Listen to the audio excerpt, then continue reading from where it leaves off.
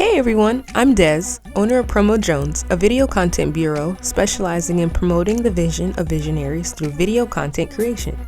So this is a transition I saw on TikTok and thought it was something I should try, and today I'm going to show you how to do it too.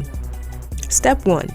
Record and lip sync where it starts, "She ain't a Nicki fan," and ends with, "You my stepson." Use the timer to record up to the last part of those lyrics, which is around 6 seconds. Step 2.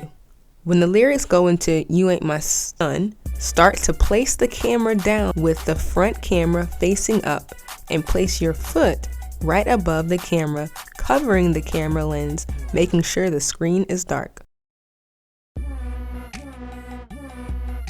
Step 3. Save it to drafts, then go change looks. After changing the look, you have two options.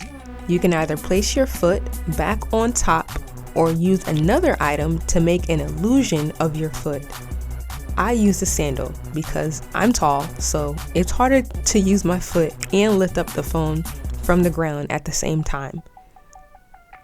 Once you find your item, set your timer again and record yourself in your new look, picking your phone from the ground while lip syncing the rest of your song.